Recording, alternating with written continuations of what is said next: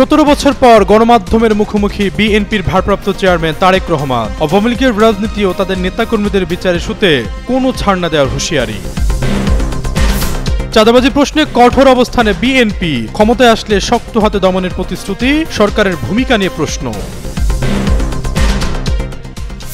সেনাপ্রধানের বক্তব্য বিকৃতি ও অপপ্রচারের বিরুদ্ধে আইএসপিআরের বিবৃতি, বিভ্রান্তকর অসত্য তথ্যের বিষয়ে জনসাধারণকে সতর্ক থাকার আহ্বান।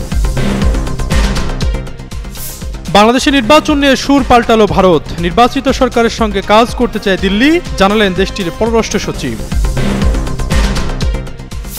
ঐক্যমত্য কমিশনের বৈঠকে মুখোমুখি অবস্থানে জামায়াত বিএনপি, গণভোট ইস্যুতে তৈরি হয়েছে নতুন সংকট, শীঘ্রই চূড়ান্ত প্রতিবেদন জমা দেওয়ার কথা বলছে কমিশন।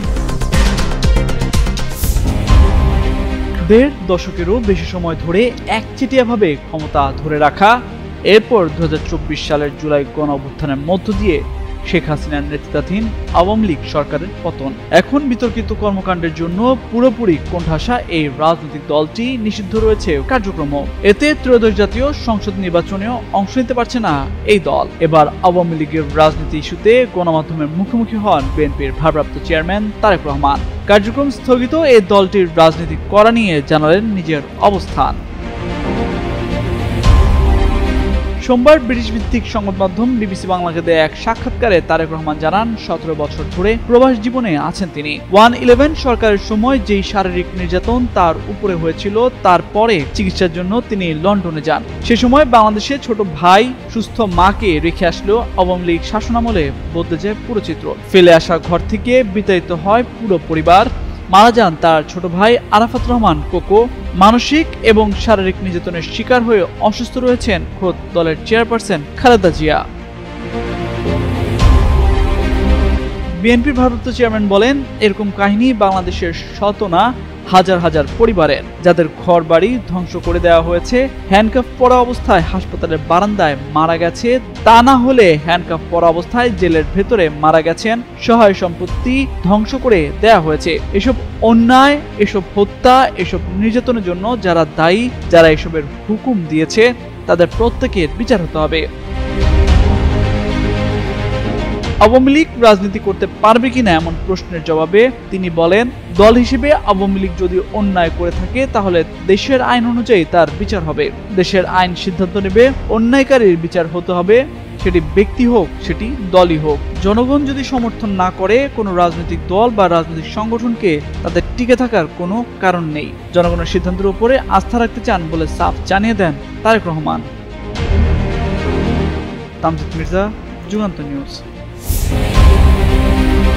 একদিকে নির্বাচনের প্রস্তুতিতে সরব বিএনপি, অন্যদিকে চাঁদাবাজি, দখল সহ বিভিন্ন অভিযোগে অভিযুক্ত দলীয় নেতাকর্মীদের বিরুদ্ধে সোচ্চার রয়েছেন দলের হাইকমান্ড। এখন পর্যন্ত এমন সব অভিযোগে 7,000-এর মতো নেতাকর্মীর বিরুদ্ধে দলের পক্ষ থেকে নেওয়া হয়েছে সাংগঠনিক ব্যবস্থাও। এবার বিভিন্ন অভিযোগে অভিযুক্ত এমন নেতাকর্মীদের ইস্যুতে প্রশ্ন করা হয় বিএনপির ভারপ্রাপ্ত চেয়ারম্যান তারেক রহমানকে। উত্তরে বলেন, এমন অনেক অভিযোগ তাদের কাছে এসেছে, অভিযোগগুলো তদন্ত করা হয়েছে, তদন্ত করার পর বেশ কিছু বিষয় পেয়েছেন তারা। সোমবার ব্রিটিশ ভিত্তিক সংবাদ মাধ্যম বিবিসি বাংলাকে দেয়া সাক্ষাৎকারে তারেক রহমান বলেন, স্বৈরাচারের সময় সারা দেশে বিএনপির প্রায় 50 লাখের বেশি নেতাকর্মীর নামে বিভিন্ন রকম গায়েবী মিথ্যা মামলা দেয়া হয়েছিল। এতে বহু নেতাকর্মী তাদের ঘর বাড়িতে থাকতে পারত না, তাদেরকে বিভিন্নভাবে পালিয়ে থাকতে হতো। এই সুযোগে স্বৈরাচার তাদের ব্যবসা বাণিজ্য, দোকানপাট, ঘর বাড়ি, পুকুর দখল করে নিয়েছিল। আগস্টের 5 তারিখে স্বৈরাচারের সাথে পালিয়ে যায় তাদের দোসররা। তখন স্বাভাবিকভাবেই এসব সম্পত্তি ফেরত চাইতে গেলে কিছু লোক প্রচার করেছে যে বিএনপির লোকজন দখল করছে। তদন্তের পর এমন অনেক ঘটনাই বিএনপির হাইকমান্ড পেয়েছে। 5 আগস্টের পরে বিএনপির অনেক নেতাকর্মীর বিরুদ্ধে চাঁদাবাজির অভিযোগ নিয়ে প্রশ্ন করা হলে জবাবে দলের ভারপ্রাপ্ত চেয়ারম্যান জানান, এমন কিছু ঘটনা ঘটেছে, এমনকি দলের পক্ষ থেকে ব্যবস্থাও গ্রহণ করা হয়েছে। যাদের বিরুদ্ধে অভিযোগের সত্যতা পাওয়া গেছে তাদের বিরুদ্ধে ব্যবস্থা নেওয়া হয়েছে, কিন্তু পুলিশিং করা তো আর দলের কাজ না। সরকারের প্রতি প্রশ্ন তুলে তারেক রহমান বলেন, যাদের কাজ পুলিশিং করা, তারা কেন তাদের কাজটি করছে না? বিএনপির এই শীর্ষ নেতা আরো বলেন, বিএনপি সরকার গঠন করলে দলের কোন নেতাকর্মী তখনও যদি এরকম অনৈতিক কাজে সম্পৃক্ত হয় তবে তার বিরুদ্ধে ব্যবস্থা নেওয়া হবে। দল তার পক্ষে থাকবে না, এছাড়া দেশের আইন শৃঙ্খলা বাহিনী তারা তাদের মতোই কাজ করবে। তামজিদ মির্জা, যুগান্তর নিউজ। সম্প্রতি সামাজিক যোগাযোগ মাধ্যমে বাংলাদেশ সেনাবাহিনীর প্রধান জেনারেল ওয়াকরুজ্জামানের একটি বক্তব্যকে বিকৃতভাবে উপস্থাপন করে বিভ্রান্তকর তথ্য প্রচার করা হচ্ছে, যা একটি উদ্দেশ্যমূলক অপপ্রচার। সোমবার আন্তঃবাহিনী জনসংযোগ পরিদপ্তর আইএসপিআর এক সংবাদ বিজ্ঞপ্তিতে বিভিন্ন সময়ে বাহিনীকে নিয়ে বানোয়ার তথ্য প্রচারের অভিযোগ তুলে দেশবাসীকে সতর্ক থাকার আহ্বান জানিয়েছে। সংবাদ বিজ্ঞপ্তিতে বলা হয়, গত 23 সেপ্টেম্বর বেসামরিক প্রশাসনকে সহায়তা প্রদান কার্যক্রমে নিয়োজিত সেনাবাহিনীর কার্যকলাপ আরও উন্নত ও গতিশীল করার উপায় সন্ধানে আয়োজিত একটি গবেষণার প্রতিবেদন উপস্থাপনা বা স্টাডি পিরিয়ড অনুষ্ঠিত হয়। অনুষ্ঠানে সেনা সদস্যদের দেশের প্রচলিত আইন অনুযায়ী মোতায়েন এবং এর বিভিন্ন চ্যালেঞ্জ উপস্থাপিত করা হয়। এই আলোচনা ইন এইড টু সিভিল পাওয়ারের জন্য প্রযোজ্য বাংলাদেশ দণ্ডবিধির 127 থেকে 32 ধারা বর্তমানে সেনাবাহিনীকে প্রদত্ত ম্যাজিস্ট্রেটি ক্ষমতা আরোপের মাধ্যমে আইনশৃঙ্খলা পরিস্থিতি নিয়ন্ত্রণে মাঠ পর্যায়ে বিভিন্ন দিক আলোকপাত করা হয়। আইনগত, প্রশাসনিক ও প্রাতিষ্ঠানিক শিক্ষা প্রদানের মাধ্যমে মাঠে নিয়োজিত সেনাদল কর্তৃক প্রযোজ্য আইনের ধারা সঠিকভাবে অনুধাবন করে পেশাদারি ও দক্ষতার সঙ্গে অর্পিত দায়িত্ব সঠিক সুচারুরূপে পালনে সক্ষম করাই ছিল এই আয়োজনের মূল উদ্দেশ্য। এতে বলা হয়, অনুষ্ঠানের এক পর্যায়ে ইন এইড টু সিভিল পাওয়ারের মাঠে নিয়োজিত সেনা সদস্যদের সিআরপিসি 132-এ প্রদত্ত দায়মুক্তির বিষয়ে কথা ওঠে। সেনাপ্রধান আলোচনার অংশ হিসাবে সিআরপিসি 132 প্রদত্ত দায়মুক্তি এবং আন্তর্জাতিক অপরাধ ট্রাইব্যুনাল আইনের সঙ্গে এর সাংঘর্ষিক অবস্থান সম্পর্কে আলোকপাত করেন। সিআরপিসির অধীনে সরকারি আদেশে মাঠ পর্যায়ে দায়িত্ব পালনকারী সেনা সদস্যরা প্রদত্ত আইন অনুসারে বেআইনি জনসমাগম ছত্রভঙ্গ করেন। অতএব দায়িত্বরত এই সেনা সদস্যদের আইনগত সুরক্ষা নিশ্চিতের প্রয়োজনীয়তা অনস্বীকার্য। সেনাবাহিনীর পক্ষ থেকে বিষয়টি ইতিমধ্যে সরকারের সংশ্লিষ্ট কর্তৃপক্ষকে অবহিত করা হয়েছে। সংবাদ বিজ্ঞপ্তিতে বলা হয়, আলোচনার কোনো পর্যায়ে সেনাপ্রধান গুম, খুন বা অন্যান্য মানবতা বিরোধী অপরাধে অভিযুক্ত কাউকে দায়মুক্তি দেওয়ার বিষয়ে কোনো কিছু উল্লেখ করেননি, কিন্তু একটি চিহ্নিত কুচক্রী মহল, বিশেষ করে বিদেশি অবস্থানরত কিছু ব্যক্তি অসৎ ও হীন উদ্দেশ্যে বরাবরের মতো এবারও সামাজিক যোগাযোগ মাধ্যম স্টাডি পিরিয়ডের বিষয়বস্তু সেনাপ্রধানের বক্তব্যকে বিকৃতভাবে উপস্থাপন করে বিভ্রান্তকর পোস্ট দিচ্ছেন। এর মাধ্যমে তারা দেশপ্রেমিক সেনাবাহিনীর সঙ্গে জনগণের মধ্যে দূরত্ব সৃষ্টির অপচেষ্টা চালাচ্ছেন। বাংলাদেশ সেনাবাহিনী সর্বদা সংবিধান, রাষ্ট্রের আইন ও জনগণের প্রতি দায়বদ্ধ থেকে পেশাদারি ও শৃঙ্খলার সঙ্গে দায়িত্ব পালন করে আসছে এবং ভবিষ্যতেও তা অব্যাহত রাখবে বলে সংবাদ বিজ্ঞপ্তিতে উল্লেখ করা হয়। এতে আরও বলা হয়, একটি অসাধু কুচক্রী মহল সামাজিক যোগাযোগ মাধ্যমে সেনাবাহিনীর প্রধানের বক্তব্য বিকৃতি করে যে মিথ্যা ও বিভ্রান্তকর প্রচারণা চালাচ্ছে তা সম্পূর্ণ উদ্দেশ্য প্রণোদিত ও ভিত্তিহীন। এমন অবস্থায় এই ধরনের বিভ্রান্তিকর অসত্য তথ্যের প্রতি সতর্ক থাকার জন্য জনসাধারণকে বিনীতভাবে অনুরোধ জানানো হচ্ছে। আশরাফুল ইসলাম, যুগান্তর নিউজ। কার্যক্রম নিষিদ্ধ আওয়ামী লীগের পরম বন্ধু হিসেবে ভারতের অবস্থান ছিল পানির মতো পরিষ্কার। ধারণা করা হচ্ছিল আসন্ন নির্বাচনেও ভারত আওয়ামী লীগের সাফাই গাইবে, কিন্তু ভারতের পররাষ্ট্র সচিব বিক্রম মিশ্রের কথায় যেন ভিন্ন সুর। সোমবার দিল্লির সাউথ ব্লকে ডিপ্লোম্যাটিক করেসপন্ডেন্ট অ্যাসোসিয়েশন বাংলাদেশ সদস্যদের সঙ্গে মত বিনিময়কালে তিনি বলেন, বাংলাদেশের জাতীয় নির্বাচনে যেই সরকার ক্ষমতায় আসুক তার সঙ্গে কাজ করবে নয়াদিল্লি। বাংলাদেশের মানুষ যেন তাদের গণতান্ত্রিক অধিকার অনুযায়ী পছন্দের সরকার নির্বাচিত করতে পারে, সেটাই ভারতের প্রত্যাশা বলে জানান তিনি।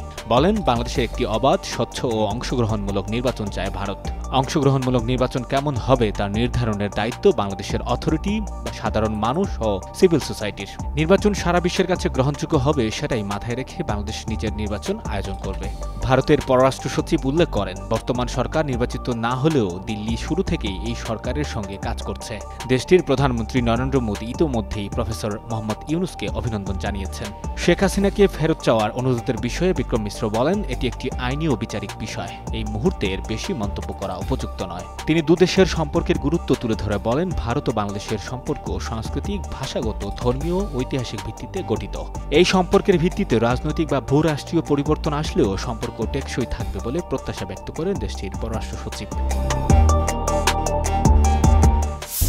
কিভাবে বাস্তবায়ন হবে জুলাই সনদ, কি হবে প্রক্রিয়া, দফায় দফায় বৈঠকেও মিলছে না এই ইস্যুতে সমাধান। যদিও সবশেষ ঐকমত্য কমিশনের বৈঠকে গণভোটের মাধ্যমে সমাধানের পথ খুঁজতে একমত হয়েছে রাজনৈতিক দলগুলো।